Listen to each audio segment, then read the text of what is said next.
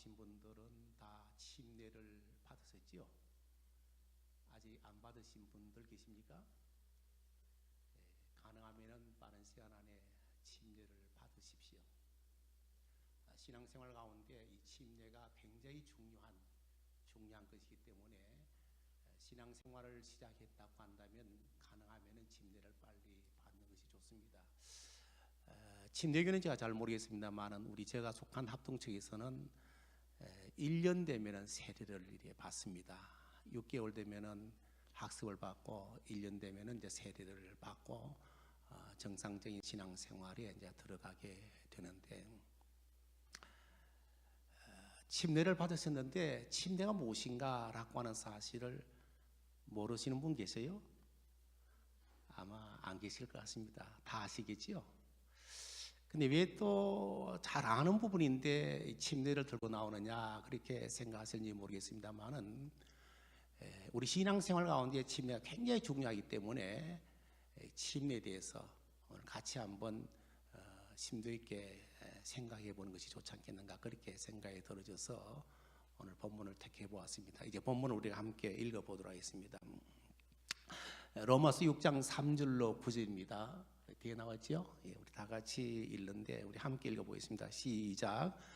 무릇 그리스도 예수와 합하여 침례를 받은 우리는 그의 죽으심과 합하여 침례를 받은 줄을 알지 못하느냐. 그러므로 우리가 그의 죽으심과 합하여 침례를 받음으로 그와 함께 장사되었나니 이는 아버지의 영광으로 말미암아 그리스도를 죽은 자 가운데서 살리심과 같이 우리로 또한 새 생명 가운데서 행하게 하려 함이라. 만일 우리가 그의 죽으심과 같은 모양으로 연합한 자가 되었으면 또한 그의 부활과 같은 모양으로 연합한 자도 되리라. 우리가 알거니와 우리의 옛사람이 예수와 함께 십자가에 못 박힌 것은 죄의 몸이 죽어 다시는 우리가 죄에게 종도로 하지 아니하려 함이니 이는 죽은 자가 죄에서 벗어나 어렵다 하심을 얻었음이라. 만일 우리가 그리스도와 함께 죽었으면 또한 그와 함께 살 줄을 믿노니 이는 그리스도께서 죽은 자 가운데서 살아나셨음에 다시 죽지 아니하시고 사망이 다시 그를 주장하지 못할 줄을 알미로라. 아멘. 지난번에 제가 말씀을 드렸습니다마는 유명한 신학자 칼 바르트는 교회가 교회되기 위해서는 반드시 두 가지가 있어야 된다. 그렇게 제가 말씀을 드렸습니다. 그 첫째가 무엇입니까? 말씀이 있어야 됩니다. 프리칭, 설교가 반드시 행해져야 된다라고 하는 사실입니다. 자, 그리고 두 번째가 무엇이냐? 바로 두 번째가 성례라고 했습니다.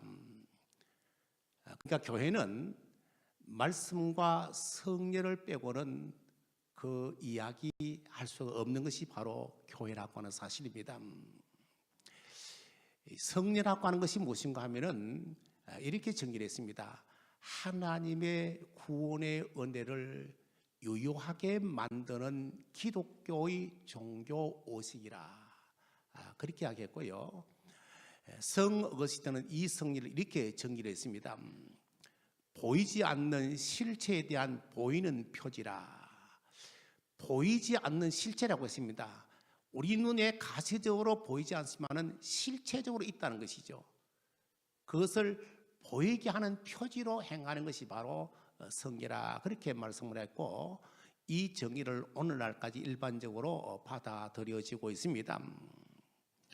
자, 교회가 행하는 성례는 두 가지가 있다고 제가 말씀을 드렸습니다. 그 첫째가 무엇이냐? 침례지요.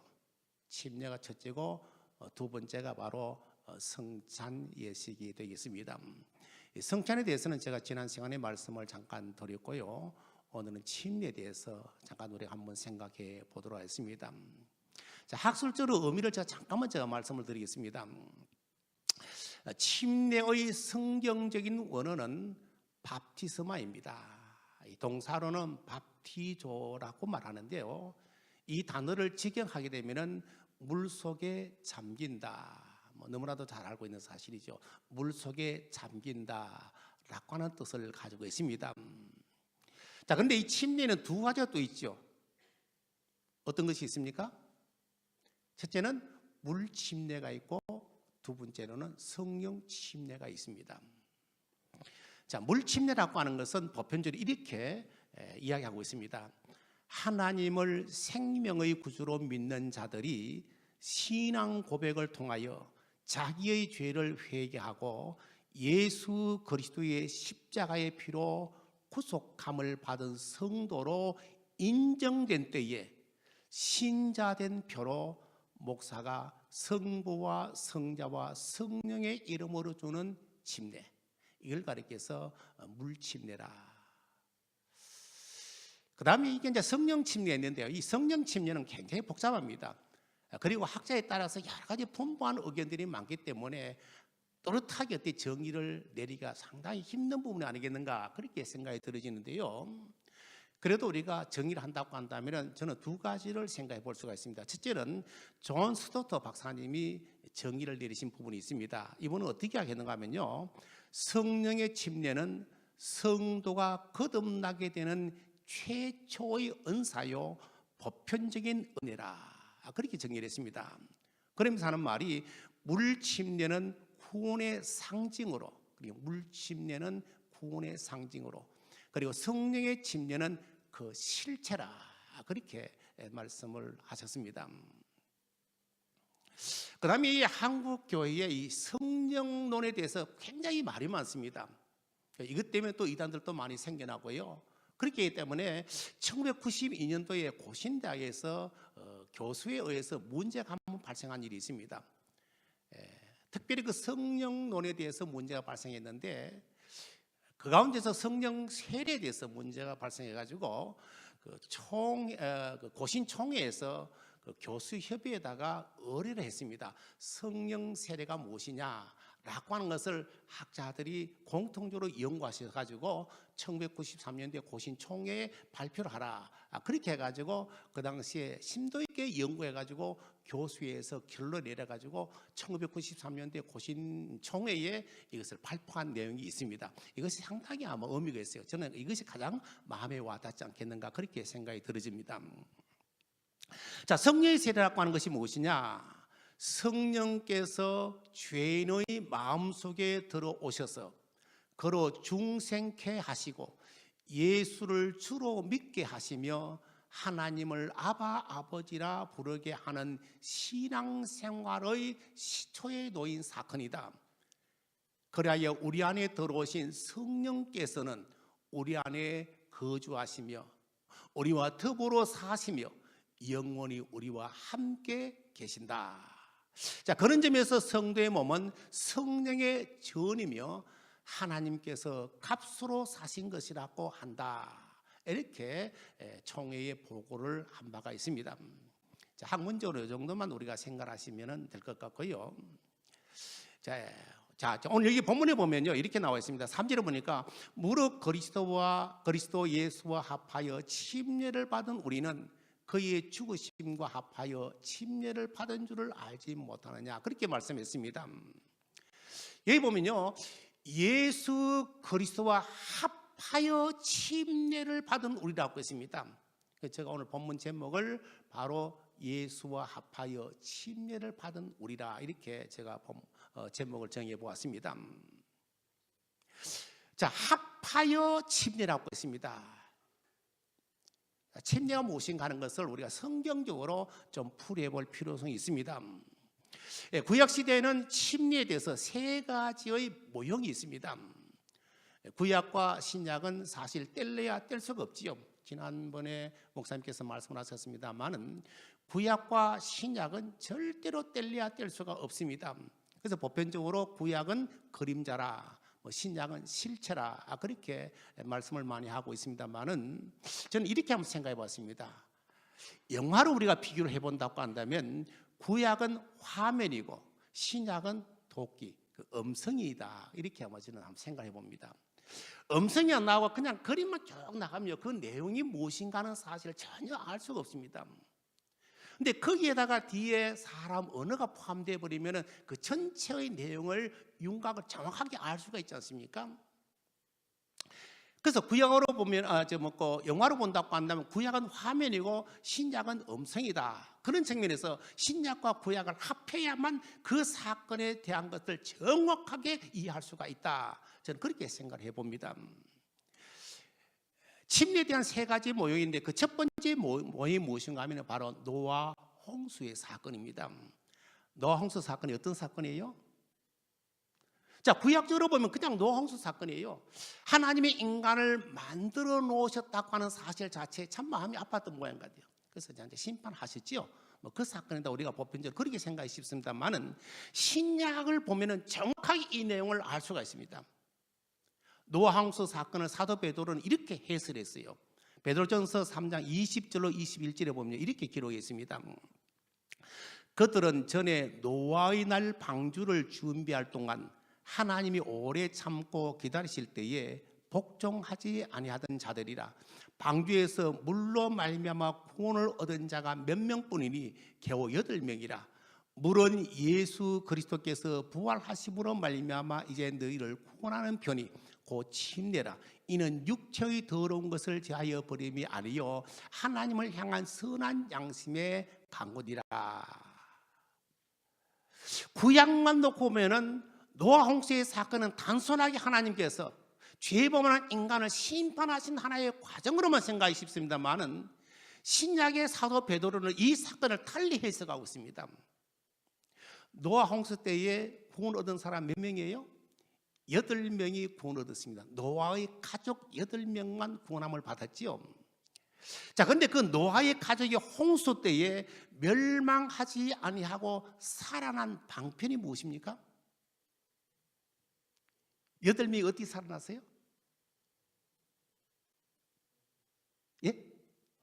예, 방주로 말미암아 살아났지요. 근데 오늘 사도 베드로가요, 오늘 베드로전서 방금 읽은 이 말씀에서 어떻게 표현하면은 물로 말미암아 구원을 받았다. 방주로 말미암아 구원받았다 하지 아니하고 물로 말미암아 구원받았다고 했습니다. 물론 방주라고 하는 말이 먼저 나오기 때문에 방주도 구원의 한 도구가 되겠습니다만은 오늘 여기서 말씀하고 있는 말씀은 방주가 아니고 물이라고 하는 것입니다. 좀 이상하게 들리는지 모르겠습니다만은 다음 설명에 보면 정확하게 알 수가 있습니다. 물을 사도 베드로가 공연하게 말한 것이 아니고 21절에 보니까 물은 예수 그리스도께서 부활하심으로 말미암아 이제 너희를 구원하는 편이 곧 침례라. 그러니까 앞뒤 문맥을 정확하게 살펴보면요, 방주가 아니고 물이라고 했습니다.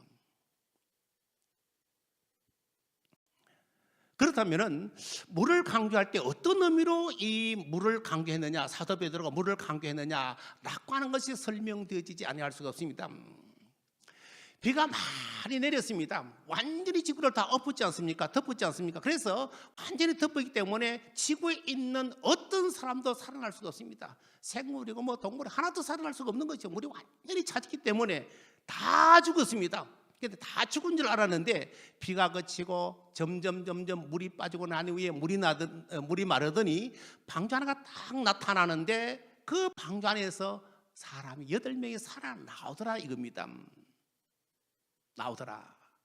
자, 그럼 이 사건을 하나님께서 우리에게 설명하고자 하는 내용이 무엇이겠느냐? 물론 방주도 예수 그리스도의 모형이 될 수가 있습니다. 구약의 사건은 전체가 다 신약의 모형이지요. 애굽이라고 하는 나라는 바로 이 세상을 말하고 있는 것이고 애굽에서 노역을 당하고 있는 모든 이스라엘 백성들은 바로 우리들이지 않습니까? 근데 모세를 보냈습니다. 하나님께서 예수 그리스도를 보냈었어요. 바로 모세가 예수 그리스도의 모형이지 않습니까? 그렇게 해서 이스라엘 백성을 이끌어내셨다는 사건이지요. 자, 그런 것들이 다 되는데 이 방주도 물론 예수 그리스도의 모형이 될 수가 있습니다만은 방주 안에 들어가면 구원받을 수가 있습니다. 지난 시간에 출애굽 우리가 강의를 하면서 목사님께서 6월절에 대해서 말씀하셨죠. 6월절에 양의 피로 문설주에 발랐고 그 안에 들어가 있는 사람은 죽지 않고 살아났습니다.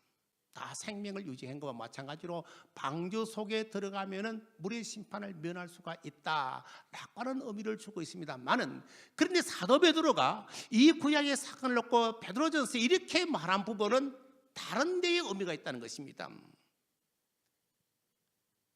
다른 의미를 강조하기 위해서 사도 베드로가 이렇게 설명하고 있습니다. 그것이 무엇인가? 노아의 가족도 하나님께서 심판합니다. 물로 심판할 때 전부 물이 덮여가 다 죽는데 노아 가족이 예배가 아니고 모두가 죽었다는 말입니다. 어떤 의미에서는 다 죽었다는 말입니다. 엄격한 의미에서는 노아의 식구 8명도 이 물에 장사되어졌다라고 하는 의미가 되겠습니다. 그런데 홍수가 끝나고 가만히 보니까 8명이 살아나오더라. 이건 여러분 침례를 한번 생각해 보십시오. 물에 들어갔다가 물에서 다시 나왔다, 그런 개념 아니겠어요? 우리는 침례를 받을 때 보통 물에 푹 잠겼다가 다시 나오는데 노아의 8명의 식구들도 완전히 물에 잠겨 그 안에 다 수장돼 죽고 난 이후에 보니까 8명이 살아나는, 그건 다른 새로운 사람으로 살아나온 거예요. 베드로가 왜 이런 말을 구태여 강조했는가? 여기에 상당히 중요한 의미가 있기 때문입니다. 노아 홍수 이전에 노아 8명의 식구는 바로 옛사람이라고 하는 것입니다. 옛사람. 그런다면 옛사람은 사실 홍수 심판 때 전부 다 죽은 거예요. 죽은 것과 마찬가지라는 사실입니다. 그런데 홍수의 심판이 끝나고 보니까 심판 이후에 가만히 보니까 8명이 살아나온 것은 바로 예수님이 부활하여 살아나온 것 같이 8명이 살아나오더라는 것입니다. 이것은 바로 새로운 사람이다, 새 사람이다, 영의 사람이다. 이거 한 사실을 강조하기 위해서 사도 베드로가 구약의 사건을 들어서 이렇게 설명하고 있는 거예요. 21절 하반절에 하나님을 향한 선한 양심의 강군이라. 죽은 줄 알았는데 그렇지 않고 살아서 하나님을 향하여 다시 찾아가는 그런 새로운 존재로 등장하는데, 그렇게 된 동기가 무엇인가? 21절 앞부분 나와 있죠. 물론 예수 그리스도께서 부활을 하심으로 말미암아 이제 너희를 구원하는 편이 곧 침례라. 이 말은 간단하게 말하면 예수님의 사망의 권세를 깨뜨리시고 부활하심으로 말미암아 그 부활을 통해서 우리들을 구원했다라고 하는 사실을 말씀하고 있습니다. 여기 보면 십자가라고 하는 말을 쓰지 아니하고 그냥 부활이라는 말을 사용하고 있습니다. 다 죽은 줄 알았습니다. 예수님을 십자가에 못 박아가지고 동굴에 집어넣고 큰 돌로 막아버렸습니다. 임봉했습니다. 지킵니다. 누가 봐도 예수님이 죽은 거예요. 살아난다고 생각할 수 있는 사람은 한 사람도 없습니다. 그렇지 않습니까? 그런데도 불구하고 예수님은 무덤을 깨뜨리시고 부활하셨다고 하는 사실입니다. 다시 살아났다는 사실입니다. 그러니까 홍수의 사건으로 말미암아 누가 봐도 온 인류의 사람들이 다 죽었다라고 생각했는데 예수님이 사망의 권세를 깨뜨리시고 부활하신 것과 마찬가지로 8명이 새롭게 부활해 나왔다는 사실입니다. 여기에 십자가와 부활의 의미가 정확하게 나타납니다. 십자가가 뭡니까? 형벌을 받아서 죽는 겁니다. 사형 선고받아 죽는 것이 바로 십자가 사건이고, 부활이라고 하는 사실은 죽고 난 이후에 다시 태어나는, 새롭게 태어나는 새로운 모습을 말하고 있는 것입니다. 그래서 옛사람과 새사람, 옛사람과 새사람, 육의 사람과 영의 사람, 이것을 명확하게 말씀하기 위해서 이렇게 기록하고 있다고 하는 사실을 여러분 아시기 바랍니다. 그 두 번째 모형이 무엇이냐? 할례 사건입니다. 할례 사건. 할례 사건도 여러분들 어떻게 생각하는지 모르겠습니다만 사도 바울은 이 할례 사건에 대해서 이렇게 해설했습니다. 고린도서 2장 11절로 12절에 보니까 또 그 안에서 너희가 손으로 하지 아니한 할례를 받았으니 곧 육의 몸을 벗는 것이요 그리스도의 할례니라. 너희가 침례로 그리스도와 함께 장사되고 또 죽은 자들 가운데서 그를 일으키신 하나님의 역사를 믿음으로 말미암아 그 안에서 함께 일으키심을 받았느니라. 그렇게 했습니다. 노아의 사건이 첫 번째 모형의 사건이라고 한다면 두 번째 모형의 사건은 바로 이 할례 사건입니다. 아브라함 때에 하나님께서 할례를 행하라 그렇게 말씀을 하셨지 않습니까? 자, 고린도서 2장 12절 이렇게 말했죠. 오늘 여기 조금 전에 제가 이런 말씀 보면 너희가 침례로 그리스도와 함께 장사되고 또 죽은 자들 가운데서 그를 일으키신 하나님의 역사를 믿음으로 말미암아 그 안에서 함께 일으키심을 받았느니라. 여기 보면요, 침례로 우리가 그리스도와 함께 죽어 장사되고 다시 그리스도와 함께 부활했다 라고 하는 설명을 하고 있는데, 이 설명을 하기 이전에 11절에 할례 이야기를 합니다. 아브라함 때에 할례 제도를, 종교적인 의미를 부과해서 아브라함에게 너희 집의 모든 남자는 할례를 행해라 그렇게 이야기했지 않습니까? 사실 근동 지방에 고고학적으로 보면은 다른 부족들도, 다른 민족들도 할례를 행했다라고 하는 것이 있습니다. 근데 그 사람들이 한 할례와 하나님의 말씀에 따라서 아브라함 이후에 이스라엘 민족이 행하는 할례의 의미는 전혀 다르다고 하는 사실입니다. 할례가 뭡니까? 할례는 우리가 잘 알고 있듯이 남자아이의 생식기의 양피, 그러니까 껍질을 잘라내고 속살이 자라나게 하는 것이 바로 할례의 원리인데요, 이 껍질을 잘라낸다라고 하는 말은 그 뒤에 말하고 있죠. 육을 벗어버리고 새 사람이 되라라고 하는 이야기입니다. 11절 하반절에 육의 몸을 벗는 것이요 그리스도의 할례니라 그렇게 말씀이 있습니다. 그러니까 옛사람, 육의 사람은 우리 주님의 십자가와 함께 장사 지내 버리라고 하는 것입니다. 자, 그러니까 침례 받을 때에 옛사람이 물에 들어가서 죽어 버려야 한다는 사실입니다. 죽으라고 하는 이야기입니다. 침례 받을 때 우리가 물속에 들어가서 내가 죽고 난 이후에 죽으면 끝나느냐? 아니다. 다시 살아나는데, 물속에서 다시 살아나는 사람은 그 물속에 들어갈 때의 사람 아니고 나올 때의 사람은 다른 사람이다, 새 사람이다, 다른 사람이다 라고 하는 의미가 되겠습니다. 속 사람, 새 사람이 다시 태어나는 것이다, 그런 의미를 부여하기 위해서 바로 하나님께서 아브라함에게 할례 제도를 허락하셨다라고 하는 사실입니다. 다시 말하면요, 할례의 의미는 옛사람, 육의 사람은 우리 주님의 십자가와 함께 죽어 장사 지내버리고 그리스도의 부활로 말미암아 내가 새로운 사람, 속 사람으로 다시 태어나는 것이다 라고 하는 것이 할례의 제도고 또 침례의 의미라고 말할 수가 있겠습니다. 그 다음 세 번째 모형이 무엇인가 하면은 바로 홍해 사건입니다. 홍해 사건이 어떤 사건입니까? 너무나도 잘 알고 있는 사실이죠. 그런데 홍해 도하의 사건도 역시 사도 바울이 이렇게 해설을 하고 있습니다. 고린도전서 10장 1절로 2절을 보면요, 형제들아 나는 너희가 알지 못하기를 원하지 아니하노니 우리 조상들이 다 구름 아래에 있고 바다 가운데로 지나며 모세에게 속하여 다 구름과 바다에서 침례를 받고 있습니다. 모세 때 하나님께서 바로 이 홍해 사건을 통해서 보여준 하나의 교훈이 있습니다. 그게 뭔가? 지금 우리들 많이 침례를 받는 것이 아니고 이스라엘 백성들도 홍해 바다에서 침례를 받았다. 이스라엘 백성들도 홍해 바다에서 침례를 받았다라고 하는 사실입니다. 언제 받았느냐? 바로 6월절 사건이 끝나고 난 이후에 모세오에서 모든 민족들이 나오지 않습니까? 장정만 60만 대군, 전체적으로 한 200만으로 보고 있는데요, 나오다 첫 번째 다다라는 것이 무엇입니까? 어디입니까? 바로 홍해지요. 홍해인데 그 홍해 바다에 다다랐다가 기적적으로 홍해 바다가 갈라집니다. 갈라지죠. 식계락관 영화를 보면 참 볼만하지요. 아주 전에 어릴 때 그 식계락관 영화를 봤습니다만 지금도 뭐 홍해 바다 쫙 갈라지고 그 이제 이스라엘 민족들이 이제 건너야 되는데, 기적적으로 갈라진 그 물속을 이스라엘 백성들이 다 지나옵니다.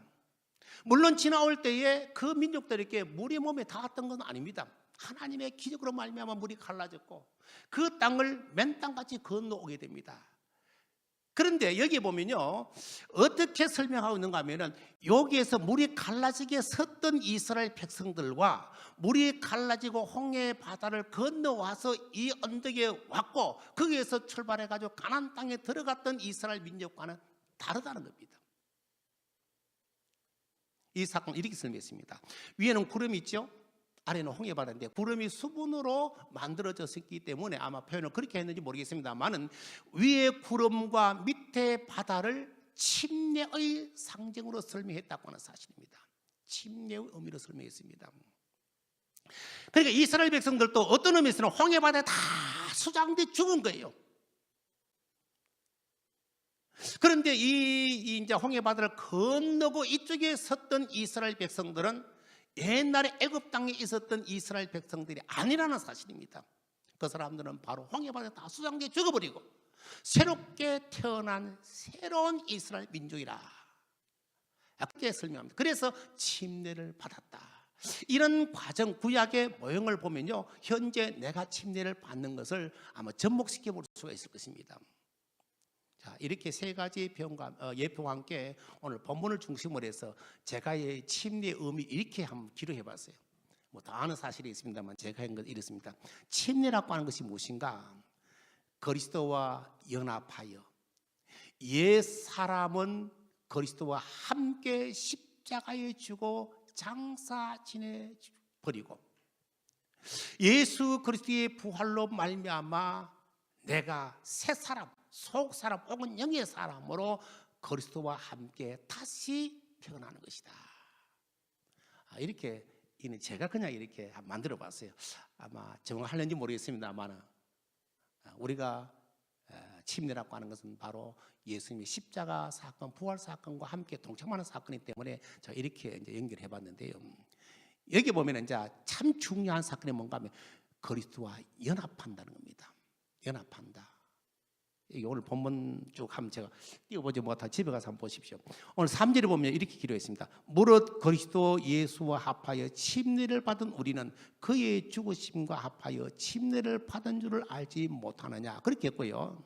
4절에 보면요, 우리가 그의 죽으심과 합하여 침례를 받음으로 그와 함께 장사되었나니 했고요.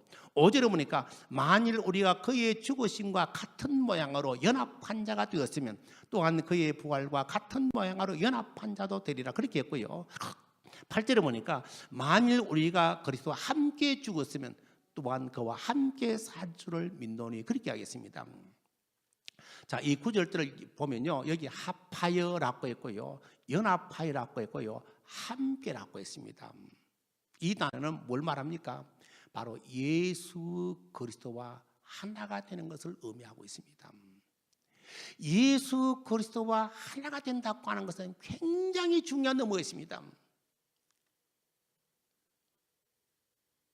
부활주일날 우리 교회에서 3번의 침례를 받았습니다. 침례를 받으실 때에 혼자 받았어요? 아니면은 예수 그리스도와 함께 침례를 받았어요? 둘 중에 하나죠. 혼자 침례 받았다 생각하실 수도 있겠고 또 예수 그리스도와 함께 침례 받았다라고 생각도 할 수 있겠죠. 그러나 여러분 분명히 아셔야 됩니다. 예수 그리스도와 함께 침례 받았습니다. 혼자가 아닙니다. 나 혼자 물속에 들어갔다 나온 게 아닙니다. 예수 그리스도와 연합하여 함께 물속에 들어갔다는 사실이죠. 그래서 옛 사람이 물속에서 죽은 거예요. 완전히 장사 지내바 된 거예요. 예수님께서 십자가상에서 못 박혀 돌아가시고 장사 지낸 것과 마찬가지로 예수님과 함께 연합하여 이 침례 받을 때 물속에 들어갈 때는 예수 그리스도의 죽음과 아울러 나도 함께 죽어 장사 지낸 바 된 거예요. 그리고 물에서 다시 올라올 때는 예수님의 사망의 권세를 깨뜨리시고 부활하신 것과 마찬가지로 나도 함께 예수님과 부활했다. 새로운 사람, 영의 사람은 다시 태어난 거예요. 나 혼자가 아닙니다. 보통 침례는 3가지가 있지요.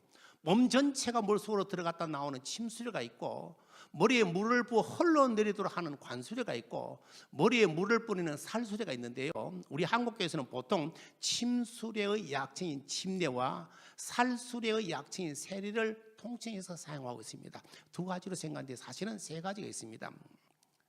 그러나 여러분, 한 가지 분명한 사실은요, 어떠한 방법으로 침례를 받았든지 간에 내가 침례 받을 때 예수 그리스도가 신변연합으로 말미암아 함께 침례를 받았다라고 하는 개념이 없다고 한다면 그 침례 받은 거 아닙니다. 한마디로 말하면 건동지방에 할례를 행했습니다. 건너지방에 많은 민족들이 할례를 행했습니다만 그 할례를 행했는데 다른 이스라엘 민족들은 그 할례의 의미가 다르지만 다른 민족들은 그 할례의 의미는 이거 전혀 달라요. 그와 마찬가지입니다. 하나의 모욕하는 것이고 탄소랑 머리에 들어갔다 나온 것밖에 안 된다고 하는 사실입니다. 좀 전에도 말씀드렸습니다만 침례라고 하는 것은 바로 예수님의 죽으심과 우리 주님의 부활에 동참한다는 개념이기 때문에 적어도 물속에 속 들어갈 때는 함께 예수님과 함께 내가 물속에 들어가고 나올 때는 예수 그리스도와 함께 나온다 라고 하는 그런 의미에서 침례가 받아져야 됩니다. 여러분, 침례는 혼자 받는 게 아닙니다. 주님과 신비한 연합으로 함께 받아지는 것입니다. 연합한다고 하는 사실입니다. 우리나라 유명한 부흥사가 계셨는데요. 여러분들이 잘 모르실지 모르겠는데 이용도 목사라고 아시는 분 계세요?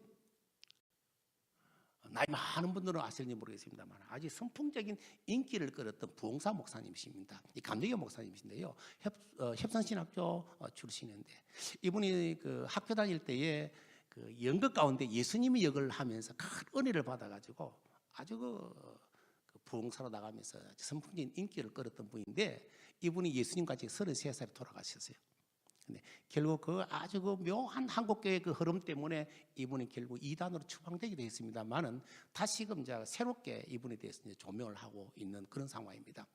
이분의 설교에 대해서 부흥에 이제 설교하는 데서 핵심적인 욕심은 뭔가 하면 이런 질문합니다. 여러분 예수 믿는 게 무엇입니까? 여러분 예수 믿는 게 뭐예요? 이분은 간단하게 말합니다. 물론 우리가 성경에 다 나와 있는 말이고 요한복음에도 나와 있습니다만 예수 믿는 것은 예수 그리스도와 연합하는 것이다. 예수 그리스도가 내 안에, 내가 예수 그리스도 안에 신비하게 연합되는 것이 바로 예수를 믿는 것이다. 그렇게 그분은 이제 설교를 외쳤던 분이십니다. 여러분, 예수님과 내가 신비한 연합. 그래서 함께 죽고 함께 사는 이런 의미가 살아난 침례가 아니라고 한다면 그건 하나의 모욕에 불과하고 하나의 물을 찍어 바르는 것에 불과하다고 하는 사실입니다. 자, 이렇게 연합이 중요하고, 자, 연합된 이후에 이제 죽고 사는 것이죠. 이 죽고 사는 것도 명확해야 됩니다. 오늘 보면 6절 4절에 보니까요. 그러므로 우리가 그의 죽으심과 합하여 침례를 받음으로 그와 함께 장사되었나니 이는 아버지의 영광으로 말미암아 그리스도를 죽은 자 가운데서 살심과 같이 우리로 또한 새 생명 가운데서 행하게 하려 함이라. 먼저는요, 여기에서 장례를 치루었다고 하는 이야기죠. 장례를 치루었다. 그래서 침례를 받을 때는 적어도 내 옛사람은 죽었다. 침례를 받을 때 죽는다는 겁니다. 그래서 좀 실감 있게 침례를 받으면 좋지 않겠는가. 저는 이제 뭐 세례 우리 교회 행할 때 가끔 그 이야기입니다. 세례 받을 때 그냥 물만 찍어 보니까 참 재미없다. 그렇죠. 그래서 관을 탁 갖다 놔놓고 얘를 집어넣어놓고 물 한 번씩 봐가지고 땅땅땅 못 쳐가지고 하루 정도 딱 놔놓으면 아이고 그 안에서 나는 옛사람 죽었다 죽었다 해봐라. 그렇게 좀 실감나면 했으면 좋겠다. 막 그렇게 제가 이야기도 했습니다만 좀 그랬으면 좋을 것 같아요. 저 부산에 이제 제가 있다 보면 광안리에 가끔 이제 교회는 뒤에 이제 침례탕이 있는데 침례탕이 없는 데는요 이제 쭉 그 광안리 해수욕장 가는 이제 그리 옵니다. 언제 보면 이제 광안리 해수욕장 쭉 들어가 이만큼 잘 들어가가지고 이제 침례를 받아서 쑥 집부터 나오는데 제가 갖다 푹 집으라고 가지고 소비 꼭 넣을 때까지 놔놨으면 좋겠는데 그럼 니 죽었다 이렇게 했다 올라오면 좀 실감이 날란가. 근데 그냥 쭉 들어갔다 나오니까 실감이 좀 없는 것 같아요. 장례를 치루었다는 겁니다. 침례를 받을 때 적어도 여러분 그렇게 생각하셔야 된다. 나의 옛 사람은 죽었다는 확신을 가지고 참 주님의 말씀을 생각하시면서 주님의 십자가를 생각하면서 주님의 그 십자가의 고통으로 죽어가는 그것이 나도 함께 연합돼 죽는다. 그걸 확실하게 느끼셔야 됩니다. 나는 이 참빛 교회 등록, 보통 우리가 침례를 받는다든가 세례를 받으면 그게 이제 정상적인 등록 교인이 되거든요. 그렇게 되기 위해서 침례를 받는다라고 하면요, 그 침례 잘못된 겁니다. 그렇다고 뭐 침례를 2번 받으라라고 하는 말은 안 하겠습니다만은 마음속으로라도 다시 그 과정을 한번 생각하시고 침례를 받으십시오. 마음속으로 침례를 받으십시오. 장로교에서 세례를 받았는데 참 의미가 살아나지 않는다라고 하면은 이건 저 개인적인 생각입니다. 침례는 다시 받는 것도 괜찮지 않겠는가? 침례를 다시 받으십시오. 확실하게 그것을 생각하시고 그 확신 속에서 주님과 함께 침례를 한번 받는 것도 굉장히 좋은 의미가 아니겠는가 그렇게 생각합니다. 그때 받을 때에 물속에 들어갈 때는 주님 제 예강석조는 죽습니다. 여기 죽습니다. 그러고 죽고 난 이후에 죽음으로 끝나느냐? 아니죠. 죽음으로 끝나버린다고 하는 굉장히 복잡한 문제가 생깁니다. 그런데 주님께서 사망의 권세를 깨뜨려 다시 올라오는 같이 나도 주님과 함께 올라올 때 주님 그랬습니다. 이제는 내 옛사람 육의 사람은 죽고 새 사람 영의 사람이 다시금 출생했습니다. 다시금 태어났습니다. 라까는 환희소에서 나타나서 있는 거죠. 그렇게 생각하시고 이 침례를 받고 올라오는 것이 굉장히 중요합니다. 성경에 보면 예수님께서 부활하셨다. 부활의 첫 열매가 되셨다고 했습니다. 첫 열매라고 하는 것은 다음 열매도 계속적으로 열린다라고 하는 것을 의미하지요. 예수님의 부활은 예수님 단순하게 혼자만이 부활이 아니고 우리도 함께 부활한다는 사실이죠. 여러분 믿습니까? 이 굉장히 중요한 것입니다. 적어도 예수님과 내가 연합하여 내가 소속되어졌다고 하는 그 의미를 가진다고 한다면 예수님의 그 십자가 사건이 내 사건으로 와닿아야 되고 예수님의 부활의 사건이 단순한 예수님의 부활의 사건만이 아니고 나도 함께 부활하게 되어졌다라고 하는 이 환희가 있어야 되는 것이죠. 이것이 확실해야 됩니다. 그래서 나는 이제 우리 자신의 정체성이 분명해야 되죠. 나는 옛 사람이 아닙니다. 나는 새 사람입니다. 나는 육의 사람이 아니고 영의 사람입니다. 이 세상에 많은 사람들이 있습니다만은 내가 그들과 함께 먹고 장사하고 뭐 어떻게 살아간다고 할지라도 나는 차원적으로 저 사람하고 다르다. 나는 옛 사람이 아니고 영의 사람입니다. 나는 새 사람이다. 이 확신이 분명해야 되는데 이걸 가리켜서 중생이라고 표현하고요. 구원받았다. 그렇게 보편적으로 이야기를 합니다. 이 중생, 구원받았다. 그냥 쉽게 생각하지 마십시오. 자, 그러면 침례를 받은 우리라고 했습니다. 침례를 받은 우리는 어떠해야 되느냐라고 하는 문제가 나오는데요. 침례를 받고 나면 이렇게 나와 있습니다. 오늘 본문에 보니까 6절로 7절이 나와 있어요. 죄의 몸이 죽어 다시는 우리가 죄에게 종도를 하지 아니하리 하매니 7절에 보니까 죽은 자가 죄에서 벗어나 어렵다 하심을 얻었습니다.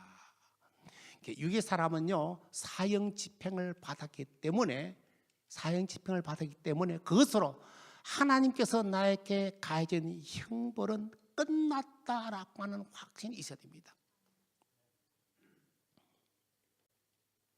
그렇다고 한다면은 이제 내가 예수 믿어 구원받고 난 이후에 내가 또 형벌 받는다, 내가 또 하나님의 정죄를 받는다 이런 생각 절대로 가지시면 안 됩니다. 한 번 사형 집행은 끝난 거예요. 죽었는데 끝난 거예요. 내가 아무리 예수 믿는다고 할지라도 내가 과거에는 말이죠 사람을 몇 사람 죽였고 고재범같이 뭐 어떻게 했는데 내가 그렇게 죽었는데 내 죄가 사해질까 그렇게 두려워할 필요성이 없습니다. 어떤 죄를 지었든지 간에 그 죄에 대하여 사망 선고를 받고 죽었다는 거예요. 사망 선고를 받고 사형이 집행되어졌기 때문에 이제는 옛 사람으로서 집행되어진 끝나버렸기 때문에 이제 새 사람으로 태어난 영의 사람은 크게 매여서 어떤 사형 선고, 어떤 심판을 받는다 그런 생각은 절대 가지시면 안 됩니다. 우리가 생각할 때 참 그렇게 하기 쉽습니다. 하나님 제가 죽을 죄를 지었습니다 이래가 기도하는데 단순하게 우리가 참 예수님께서 십자가에 못 박혀 돌아가셨죠. 그러면서 예수님 옆에 나와 예수님 제가 어떤 죄를 무단히 많이 지었습니다. 용서해 주십시오. 이렇게가 용서함을 받는다. 여러분 생각하지 마십시오. 그게 아닙니다. 엄격한 의미에서는 예수님과 함께 십자가의 사형 선고, 침례를 통해 옛 사람이 죽었기 때문에 이제는 끝난 거예요. 거기에서 자유해지 내가 맨날 비나이다 해가지고 내 죄가 사지는 절대 아닙니다. 이런 어떤 연합한 상태에서 십자가상에서 침례를 통해서 내가 옛 사람이 죽었다고는 확신이 없으면 철없이 빌어도 그 죄는 없어진 거 아니에요. 살아있는데요. 여러분 죄가 어떤 겁니까? 죄가 죄되기 위해서는요 법이 반드시 있어야 됩니다. 법 없으면 죄가 성립이 안 됩니다. 제가 물어볼까요? 사람 죽이는 게 죄입니까? 죄 아닙니까? 예? 컨셉 보세요. 죄입니까? 그렇습니까? 사람을 두드려 패는 거 죄입니까? 죄 아닙니까? 예? 죄요. 제가 한번 해볼까요? 지금 남북이 화해 무드가 돼가지고 좀 왔다 갔다 참 좋은 현상인데요. 극한 상황이 있을 때 군대에서 공비가 저 임진강에서 8명이 넘어왔다. 총알가 8명이 쏴 죽였다. 죄예요, 죄 아니에요? 예? 애국자. 그렇죠. 그건 표창받아요. 비행기 타고 휴가도 가는 거예요. 그 폭행? 내가 길가 가다가 사람 두드리다가 이빨 몇 개 불리면 폭행죄로 들어있습니다만은 그거 아닙니다. 링 안에서 뭐마다 알리하고 말이죠. 막 두드리는 거는 많이 두드리는 사람이 이기는 거예요. 법이라고 하는 것은요. 법이라고 하는 것은 죄라고 하는 것은 법이 없으면 죄가 성립이 안 되는 겁니다. 여러분 옛날에 한국에 통행금지법이 있었습니다. 좀 죄송합니다. 시간이 얼마 됐는지 제가 너무 오래 하는 건 모르겠습니다. 통행금지법이 있었는데요. 통행금지법 딱 종이 올리면 숨어야 되죠. 그런데 통행금지법이 없어지면 12시고 1시고 마음대로 돌아다니지 않습니까? 제가 군대 생활할 때는 저 부산에 영호동에 이제 그 있었는데요. 그 전투경찰 그 앞에 보면은 이제 큰 길가인데 그 이제 유흥점이 있어가지고 이 술을 먹고 지나가는 사람들마다 이 우리 부대 앞에다 저 사람들 방로를 하는 거예요. 이 방로죄가 있어요. 적결 심판 넘어갑니다.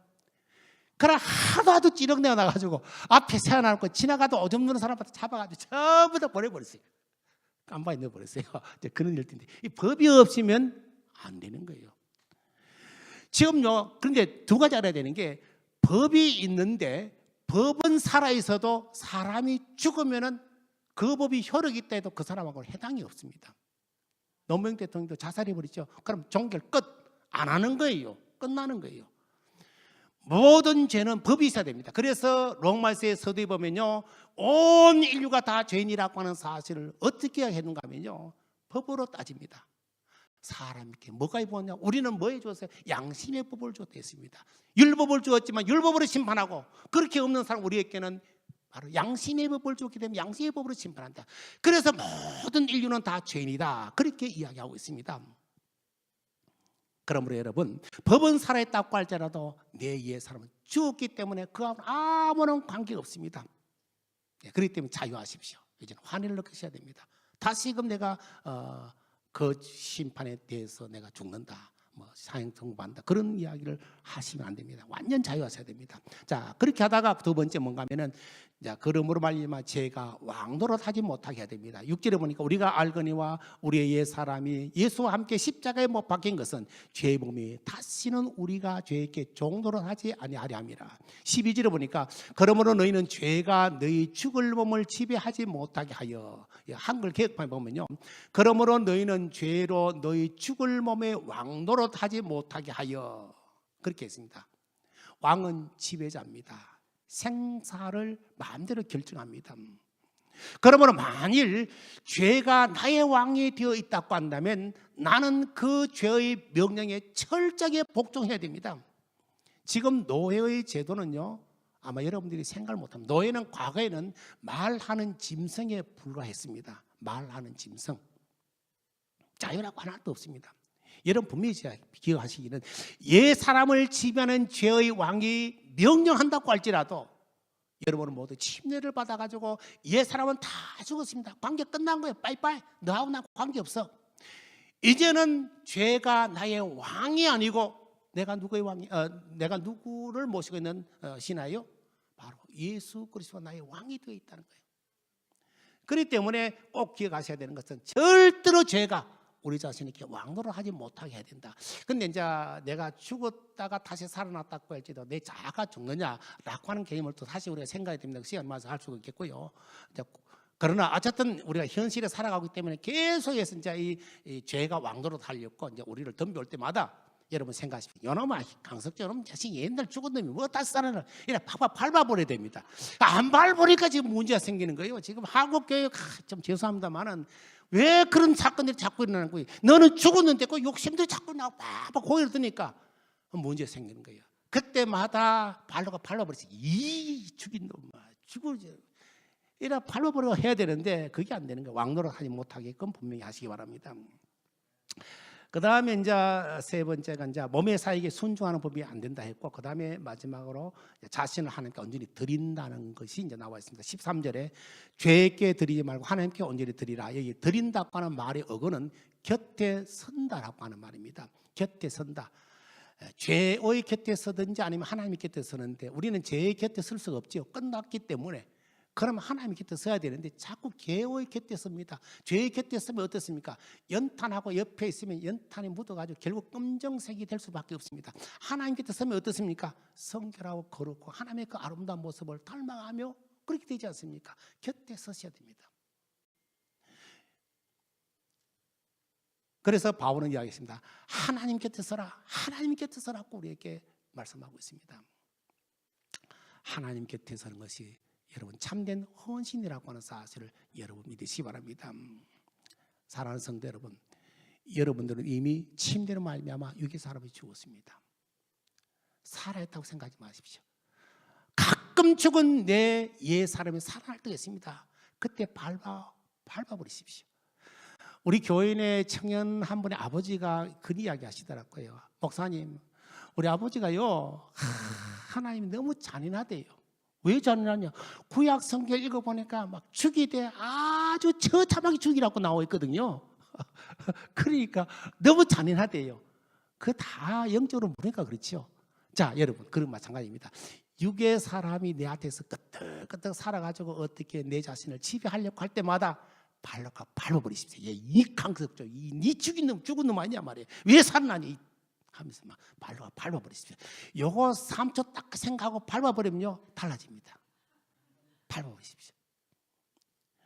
그리고 이제는 죄에서 자유함이 있다. 나는 구원함의 환희를 느끼시기 바랍니다.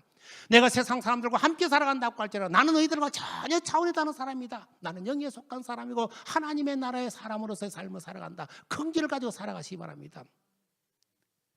그러면서 이제는 죽은 내 옛 사람이 문득문득 살아나면서 왕노릇 하려고 하기도 하고요. 죄의 뭡니까 욕심에 이끌리게 하려고 하기도 하고요. 이렇게 하는데 이걸 계속해서 하지 말아라. 그렇게 말하고 있습니다. 그러면서 하나면 너희들이 하나님 곁에 서라. 하나님 곁에 서라. 그렇게 우리에게 요구하고 있습니다. 사랑하는 성도 여러분, 침례는 단순한 하나 예식으로 끝나는 것이 아닙니다. 예수님이 십자가와 부활의 사건과 연결시켜가지고 확실하게 내 안에 자리 잡아야 됩니다. 그것을 통해서 우리는 영의 사람으로 새롭게 하나님 곁에 서서 하나님께 헌신하는 그런 삶을 사시기를 주님의 이름으로 간절히 축원합니다. 하나님 아버지, 참 감사합니다. 억만죄악 가운데 있는 저희들 이 땅에 소망이 없지만은 주님을 보내주시고 주님으로 말미암아 이렇게 영의 사람으로 다시금 태어나 소망 가운데 삶을 살게 하시니 얼마나 감사한지요. 무엇보다도 주님의 십자가 부활이 우리의 마음판에 와닿는 그런 침례를 받고 또 침례를 통해서 저희들이 새롭게 변화된 삶으로 하나님께 영광을 돌리게 하여 주옵소서. 예수님 이름으로 기도드립니다.